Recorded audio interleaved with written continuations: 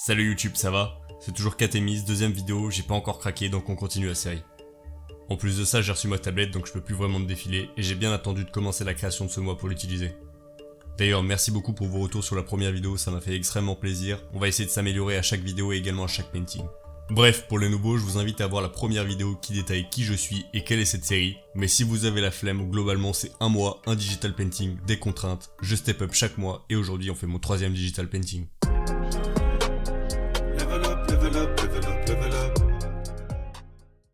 En vrai, j'ai commencé très tôt dès le début du mois à demander des mots et me faire des sketchs, mais après une petite glissade technique, j'ai fini sur Warzone et League of Legends. Alors du coup, il y a eu quoi en début de mois?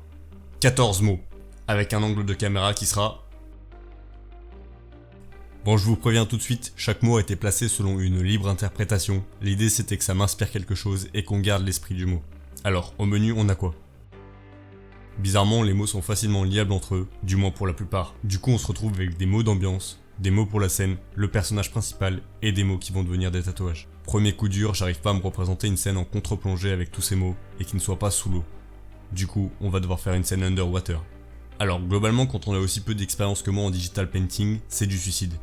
Mais il y a moyen d'avoir une très bonne ambiance et mes connaissances de logiciels sur la post-prod pourront cacher certains défauts techniques. En plus, si c'est réussi, le dessin sera méga stylé, donc je prends le risque. De toute façon, j'ai pas vraiment d'autre idée. Pour cette création, on va se baser sur ce sketch que j'ai fait en quelques minutes, puis faire un montage un peu nul pour m'aider dans les proportions et placer mes tracés. Et vu que je trouvais pas de modèle, j'ai demandé à mon coloc de poser pour moi torse nu sur la table de cuisine, pendant que mon deuxième coloc tenait l'éclairage. Ah ouais, ils sont bizarres eux! Alors un petit coup de baguette magique. Ouais non, c'est toujours aussi décevant cette partie. Mais c'est pas grave, ça suffira pour placer nos tracés, on peut commencer.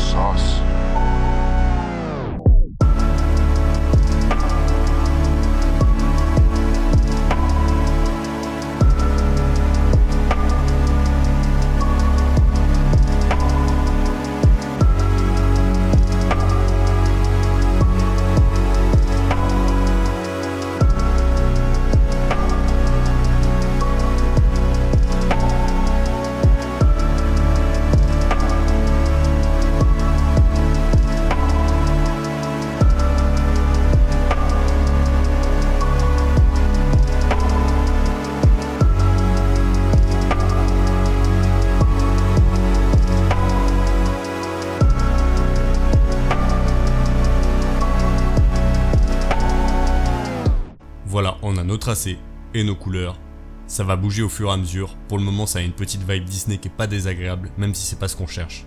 Et maintenant, on va s'attaquer à la partie la plus longue et horrible, qui va prendre la moitié de cet épisode. Vous allez comprendre.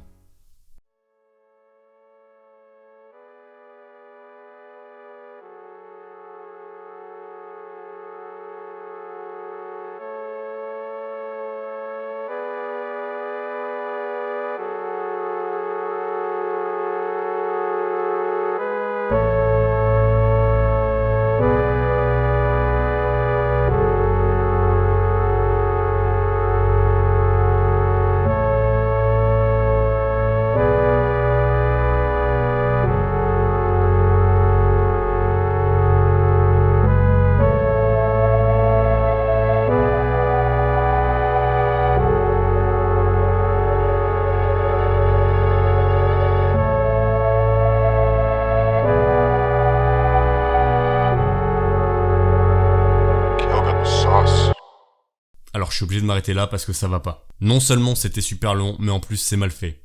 Le mois dernier, j'avais fait l'erreur à ce niveau-là de faire des ombres diffuses, donc du full shading sur un personnage de style manga. Là, on part sur le genre de rendu qui a exactement besoin d'ombres diffuses, ok? Mais j'ai fait l'exact opposé. Allez, c'est pas grave, c'est juste le début des galères, on reprend l'ombrage depuis le début.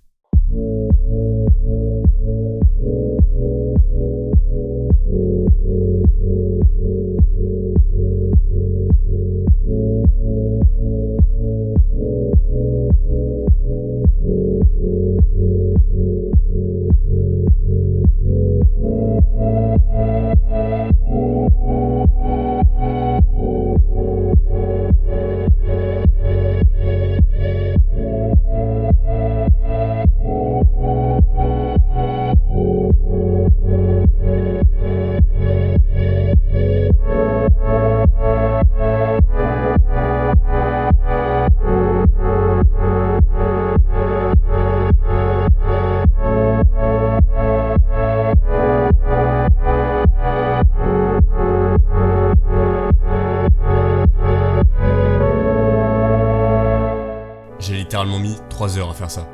C'est toujours pas dingue, mais vis-à-vis de ce que c'était, il y a du mieux. Il y a une petite ambiance qui commence à se dégager, alors on est parti pour améliorer tout ça une dernière fois.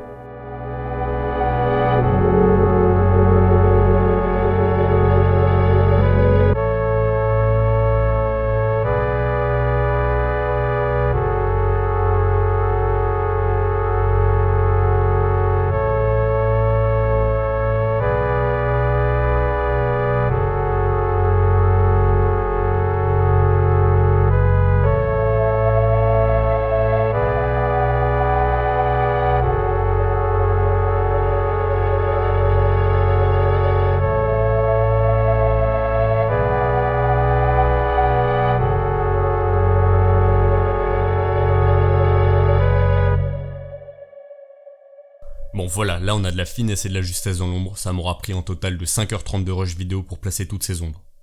C'est encore trop brut, mais de toute façon avec les lumières du poisson et de l'environnement, plus les caustiques, on devrait avoir quelque chose de sympa. Du coup c'est parti pour placer les lumières.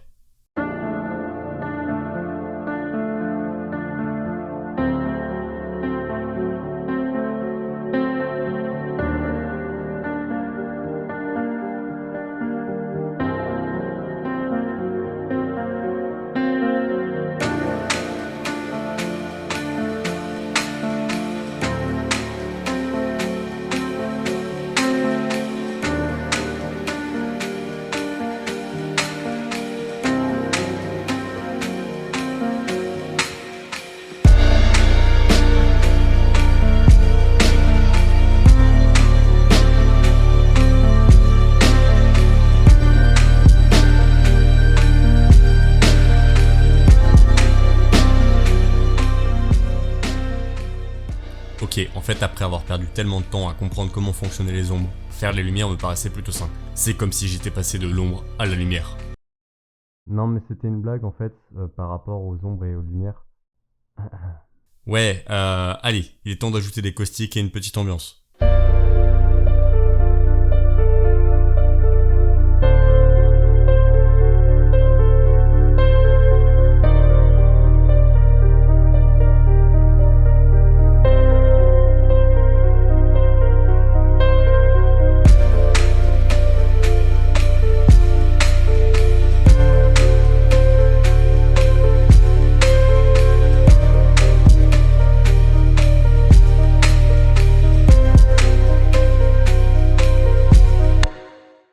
Bon, globalement c'est plutôt cool, mais je pense qu'ils sont un peu trop petits avec le recul.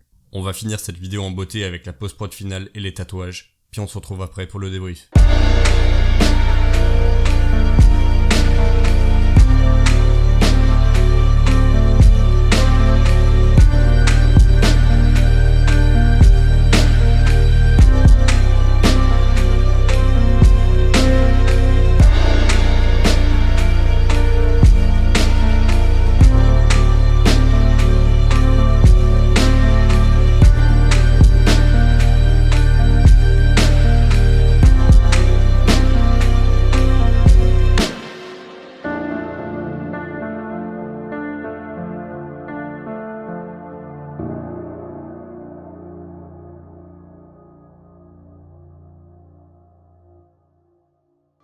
Ça s'annonçait être un défi compliqué, mais le défi a été partiellement réussi.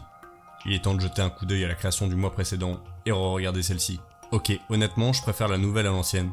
Le type d'ombrage et de lumière était beaucoup plus complexe ici et beaucoup plus technique, mais j'ai énormément appris et c'est pour ça que je la préfère largement à la précédente. J'ai beaucoup plus pris le temps d'accepter mes erreurs et recommencer sur cet épisode et donc j'ai énormément appris. C'était le deuxième marathon création que je faisais et honnêtement je l'ai mieux vécu que le premier. Pour en revenir à cette création, je pense qu'elle manque un peu plus d'aboutissement dans les détails. J'aurais pu placer des bulles, ou alors de la mousse sur le pilier, ou encore retirer les contours noirs puis retravailler dessous. Mais au moins j'arrive à cibler ce qui pêche et je me sens beaucoup plus rapide. Avant de vous laisser, je vais vous remontrer les mots et leur placement. Encore merci au sensei Nathan pour m'avoir conseillé tout le long de la création. Je vous invite à vous abonner et à liker avant de partir. On se revoit en fin mars. Ciao.